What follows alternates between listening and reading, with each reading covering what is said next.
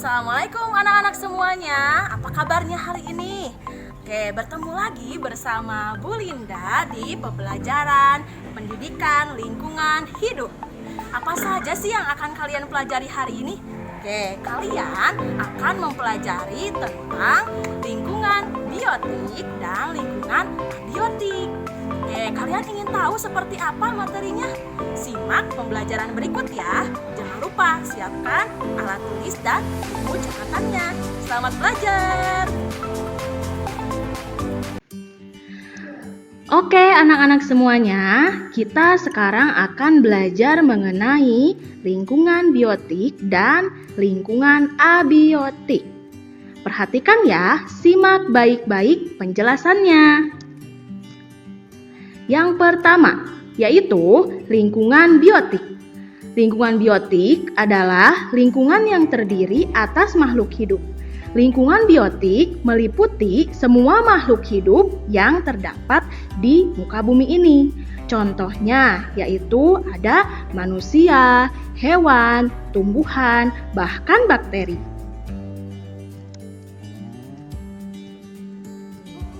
Lingkungan biotik terdiri atas tingkatan-tingkatan makhluk hidup. Yang pertama, yaitu ada individu. Individu adalah makhluk hidup tunggal.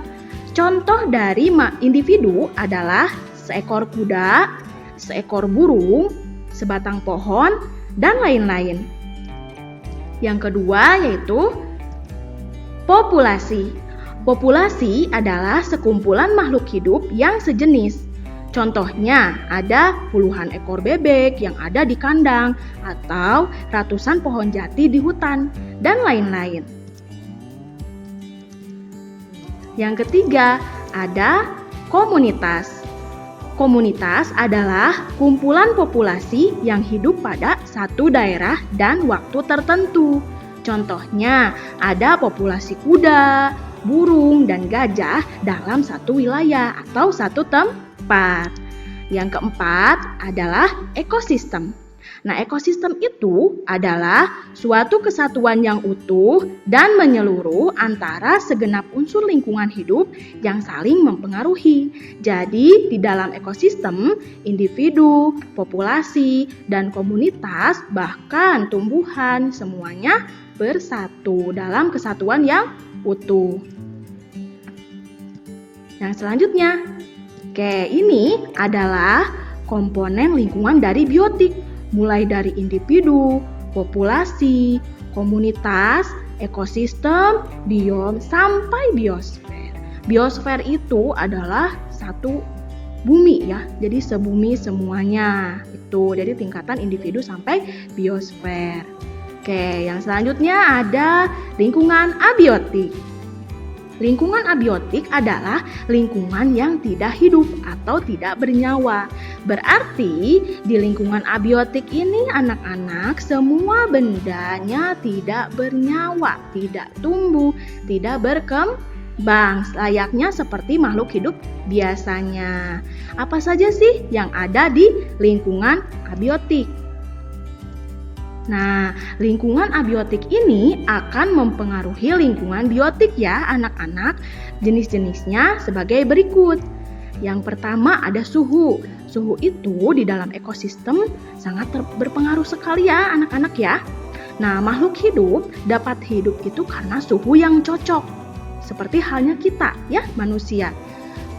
Selanjutnya ada sinar matahari. Nah, sinar matahari ini sebagai sebuah energi membantu makhluk hidup terutama tumbuhan untuk melakukan fotosintesis. Selain itu membantu juga manusia dalam melakukan aktivitas sehari-hari. Yang selanjutnya adalah air. Air adalah zat yang paling banyak di muka bumi yang terdiri dari 71% isi bumi yaitu adalah air. Keberlangsungan makhluk hidup sangat bergantung pada kondisi air ya anak-anak ya.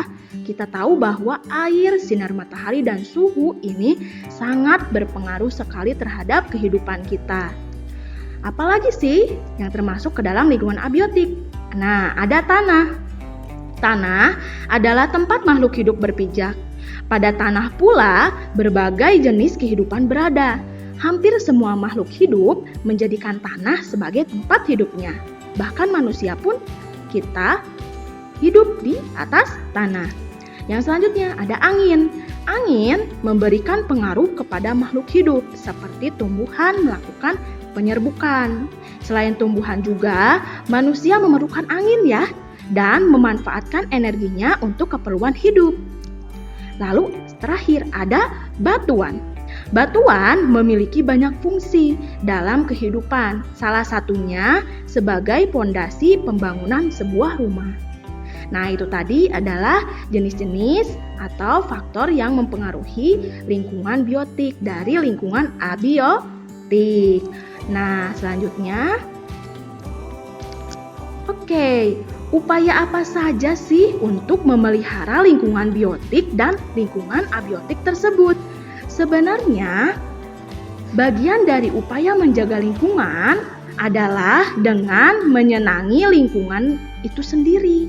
Ya, anak-anak, tugasnya itu tugas siapa? Nah, itu adalah tugas kita sebagai manusia. Ya, karena manusia sudah Allah ciptakan dengan sangat sempurna, memiliki akal, pikiran, dan raga untuk senantiasa berhubungan baik dengan sesama makhluk hidup. Seperti itu ya anak-anak. Lalu selanjutnya apa saja sih upayanya? Nah, yang pertama yaitu pemberian penghargaan ya. Pemberian penghargaan ini ada apa saja?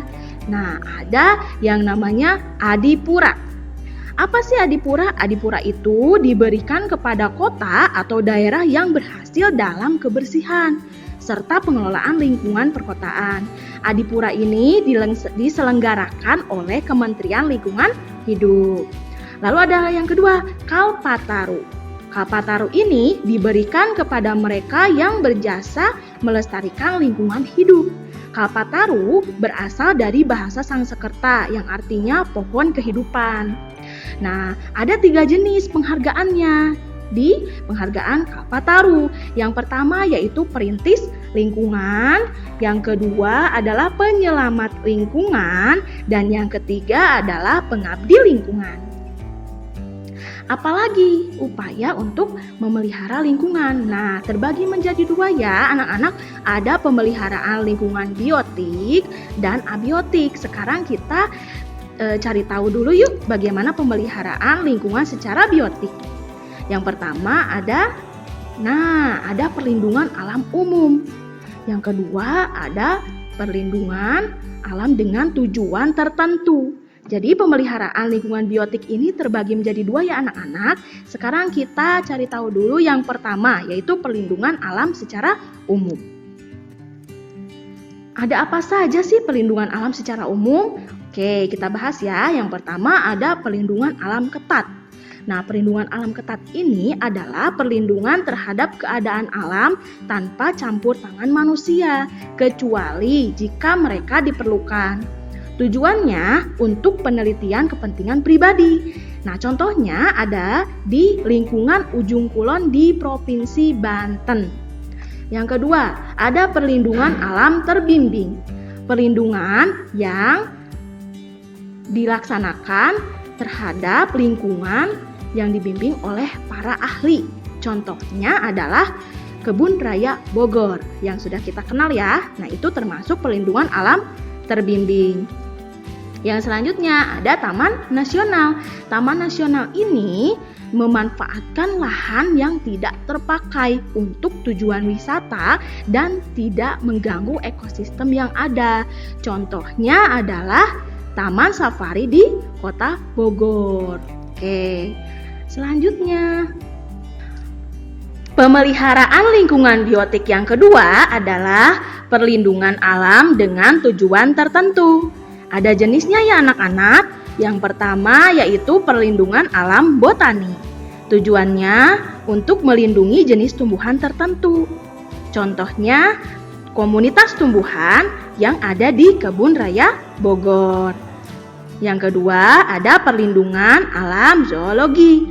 Tujuannya melindungi hewan-hewan langka dan memasukkannya ke daerah lain sebagai pelestarian. Contohnya yaitu pelestarian hewan gajah maupun harimau. Lalu ada perlindungan antropologi. Perlindungan antropologi ini tujuannya untuk melindungi suku yang terisolasi atau menutup diri dari lingkungan sekitar. Contohnya suku Asmat yang ada di Papua dan suku Baduy yang ada di Banten. Jadi perlindungan antropologi ini yaitu perlindungan yang dikhususkan untuk manusia. Ada lagi. Nah, perlindungan suaka marga satwa. Tujuannya untuk melindungi hewan-hewan langka yang hampir punah seperti harimau, orangutan, gajah, dan badak. Yang terakhir yaitu perlindungan ikan.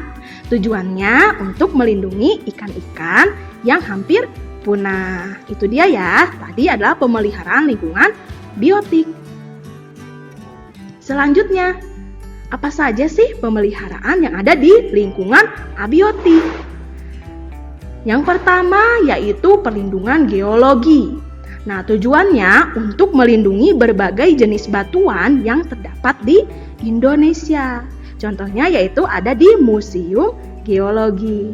Yang kedua, perlindungan pemandangan alam. Tujuannya untuk melindungi keindahan alam yang ada seperti perlindungan keindahan di Taman Hutan Raya Insinyur Haji Juanda, Kota Bandung.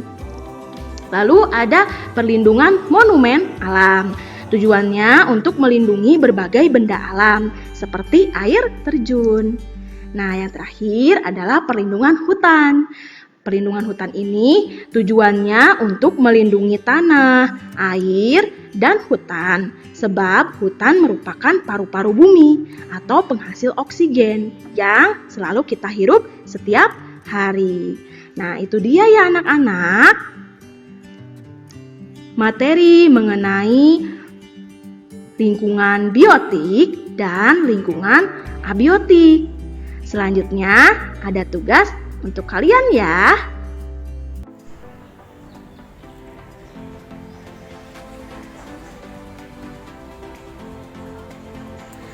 Nah, setelah kalian semua mempelajari tentang lingkungan biotik dan lingkungan abiotik, kalian sekarang harus mengerjakan tugas. Tugasnya apa ya? Oke, Ibu akan beritahu ya. Kalian harus pergi ke tempat yang ada di lingkungan sekitar rumah kalian. Tempat apa itu? Boleh taman, boleh kebun, ataupun boleh kolam ikan ya anak-anak. Lalu apa yang harus kalian lakukan? Kalian amati dan cari makhluk hidup atau benda yang termasuk ke dalam lingkungan biotik dan abiotik. Jangan lupa dicatat. Setelah itu kalian masukkan ke dalam Google Form. Jangan lupa juga dokumentasinya ya. Difoto ya anak-anak. Terima kasih untuk hari ini. Sampai jumpa minggu depan ya anak-anak. Assalamualaikum warahmatullahi wabarakatuh.